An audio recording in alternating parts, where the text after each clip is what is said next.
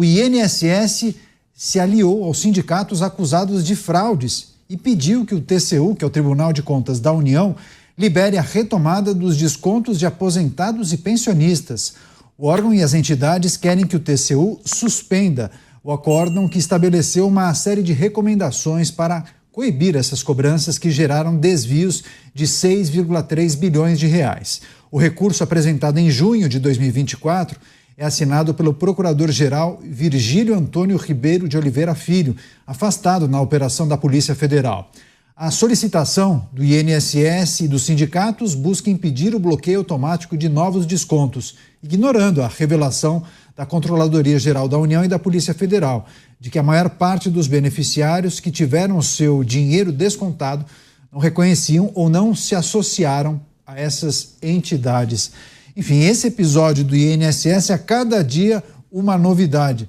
Chamar o Cristiano Beraldo, que tem acompanhado esse caso, que é preciso uma investigação muito aprofundada para entender exatamente quando isso começou, quais foram as pessoas, os servidores que participaram, porque tem muitos indícios que em algum momento houve se não a anuência, pelo menos a ciência de pessoas grandes, inclusive da administração pública. A notícia em destaque: INSS e sindicatos solicitando a retomada dos descontos. Cristiano Beraldo. Canhoto, é de fazer a mala e ir embora. É desistir do Brasil diante de uma notícia dessa. A gente está vendo uma operação da Polícia Federal dando conta de que desvios bilionários aconteceram a partir de descontos indevidos nas aposentadorias de brasileiros idosos, em sua vasta maioria. E aí temos acusação de que o ministro foi avisado há um ano e nada fez.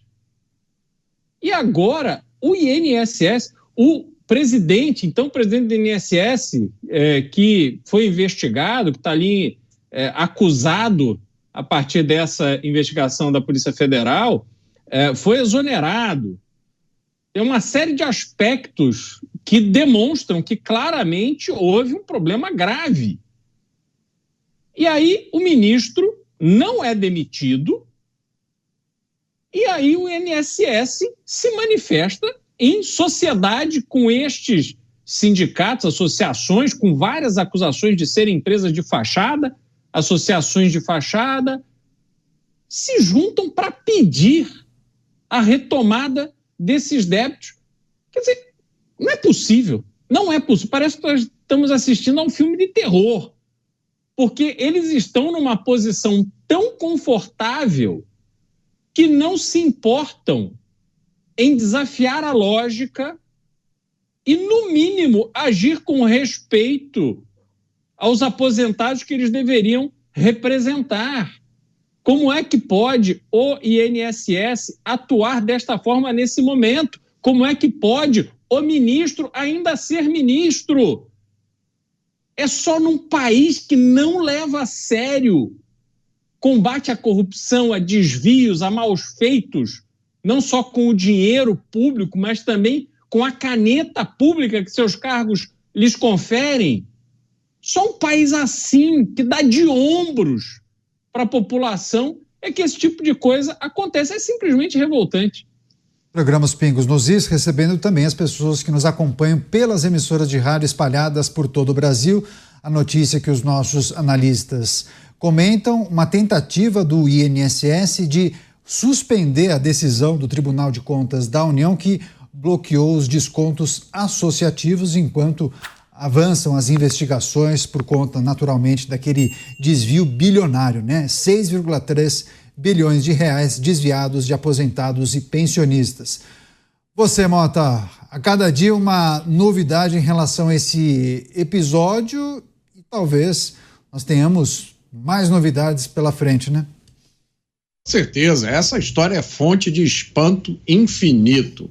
É um Brasil que desafia a nossa credulidade. Me lembra muito essa história dos descontos, me lembra muito a história das saidinhas, que é uma coisa assim que todo mundo vê, o que está acontecendo, mas não se pode fazer nada. É evidente que esses descontos já deveriam ter sido totalmente proibidos. Aliás, eu vi aqui que esse desconto, que já existe desde a década de 1990, em junho de 2019, o então presidente Jair Bolsonaro sancionou uma medida provisória que exigia que esse desconto fosse revalidado pelos sindicatos a cada 2 anos. Ou seja, comprova que o associado continua querendo que esse desconto aconteça.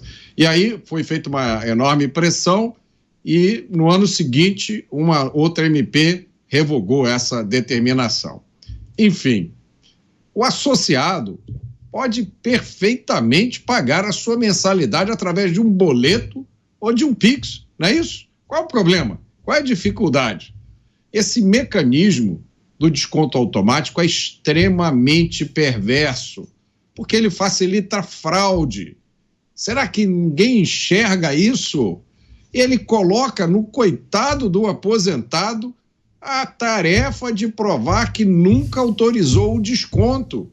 É um absurdo.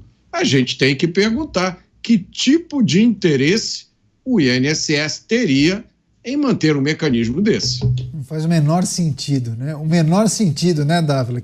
Que o INSS fique responsável por esses descontos, né?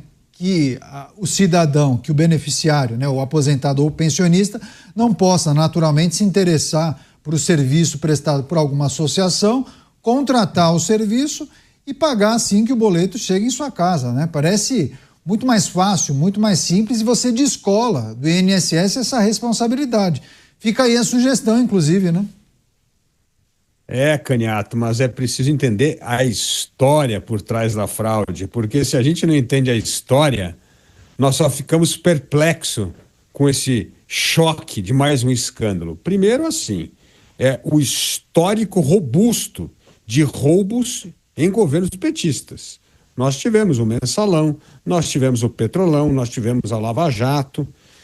E aí vem uma coisa interessante. Em 2011, sabe quem era o ministro do Trabalho? Carlos Lupe. E sabe o que aconteceu? Ele foi afastado, ele teve que deixar o cargo por convênios assinados com ONGs que suspeitava a esse tipo de fraude. Aí veja só o que acontece. Olha a coincidência, a fraude começa em 2016 devagarzinho. Aí em 2017, aí nesse governo 2022 e 2024, ela é o dobro. Então a gente tinha roubado 4 bilhões de 2016 a 2022, aí de 2022 a 2024 rouba mais 8 em 2 anos. Bom, veja só que interessante. Quando a fraude começa a acelerar, e é repasse para quem? Quem é a instituição desses acordos com o INSS? Sindicatos. E aí vamos à história. O que aconteceu em 2017, Caniato?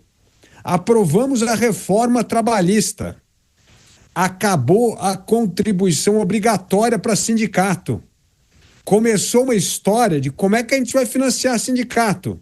Aí eles descobriram uma coisa fantástica: convênio com o INSS. Desconta e ninguém sente a dor. Veja só que absurdo. De cada 100 pessoas aposentadas que recebem um benefício, eles descontaram de 98. É uma vergonha para manter sindicatos recebendo recursos sem a devida autorização das pessoas. E aí o que acontece? Em 2019, como bem lembrou o Mota, no governo Bolsonaro, descobrem que, esse negócio está errado aqui, vamos parar com esse negócio aqui. O que fazem? Mandam essa medida provisória para acabar com isso. Aí o que acontece? 19 emendas de partidos de esquerda, todos os partidos de esquerda, para acabar com a medida provisória. Olha só a história desse negócio. E o que eles queriam na medida provisória? A coisa mais simples do mundo. Precisa ter documentação, verificação da documentação que você está doando dinheiro. Mas olha que loucura, a Dataprev mandava para o INSS todo mês essa lista, sem a necessária documentação, a verificação da documentação. É um escândalo. Aí vem a recomendação do Tribunal de Contas da União. Bom, o Dataprev tem lá um sistema de biometria, não dá para utilizar, não, para pelo menos para dizer que esse desconto vai ser feito com alguém que tem biometria ou que tem algum tipo de verificação? A recomendação foi ignorada. E enquanto foi ignorada, acelerou o roubo nos últimos 2 anos do governo. E aí que nós estamos hoje. Infelizmente, é uma história de uma tragédia de um governo que quer apoiar sindicatos desde a reforma trabalhista para mantê-los vivos com dinheiro. Só que dessa vez com o dinheiro dos aposentados, dos mais humildes, dos mais pobres. É uma vergonha, Caniato. O Dávila mencionou essa queda na arrecadação dos sindicatos, né? O último ano antes da reforma trabalhista, ou seja, o último ano cheio das contribuições foi 2017. E aí os sindicatos faturaram aquele ano 3 bilhões de reais. 3 bilhões. E aí, peguei uma notícia aqui, uma projeção, um levantamento feito em 2022. Portanto, 5 anos depois daquele último ano de faturamento cheio. A arrecadação caiu para meros 58 milhões de reais. Queda, Dávila, de 98%. Então, é uma informação que, inclusive, se encaixa exatamente com essa sua defesa e sua análise. Agora, Cristiano Beraldo, é preciso também nós entendermos um pouco da dinâmica da política e de que maneira o presidente da República deve administrar essa crise, né? Já dá para afirmar que talvez essa seja a maior crise dos últimos meses. Trouxemos, inclusive, ao longo dos últimos 2 dias, informações que indicavam que o presidente da República estaria defendendo, sim, investigação, mas não chegou a mencionar a possibilidade de Carlos Lupe deixar a esplanada dos ministérios. Enfim, essas coisas mudam muito. Já tem alguns portais que indicam a possibilidade de saída de Carlos Lupe e até a saída do PDT da base governista, mas essa é uma informação que não me parece definida ainda. Há quem entenda que deveria sair da base, outros dizem que não, mas não me parece que tenha clima, né, para Carlos Lupe continuar. Não na avaliação dele, mas na avaliação do governo olhando para essa situação. Ou você entende que é preciso aguardar o avanço das investigações para determinar talvez a saída dele? Neto, o que me parece é que há o governo, de verdade, aquele que está ali em conexão com o ambiente político, mal ou bem com a temperatura das ruas, e há o governo do mundo encantado do Palácio da Alvorada. E a avaliação da gravidade deste assunto está diferente entre esses 2 ambientes do governo. Então, a gente vê que a reação até agora foi de uma gentileza impressionante com aqueles que têm as suas impressões digitais neste tremendo mal feito a partir do poder da autoridade, da possibilidade de tomar decisões dentro de órgãos tão importantes como o INSS, que foi conferida ao ministro pelo presidente da República. E aí, ouvindo todos esses relatos que o Dávila nos trouxe, colocando em perspectiva a história dessa relação de Carlos Lupe com não apenas o presidente, mas com o governo de esquerda, todo esse universo da esquerda brasileira, a gente vê que há ali uma parceria.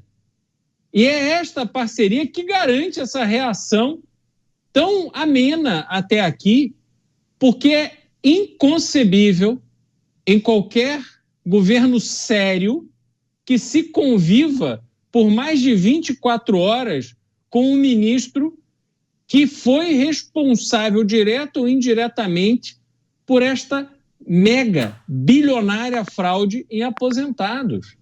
Então, eu imagino que neste momento deva estar ali a pressão do responsável pela comunicação do governo, que tem a missão de melhorar a sua avaliação, a sua imagem, etc., com este sentimento de amizade.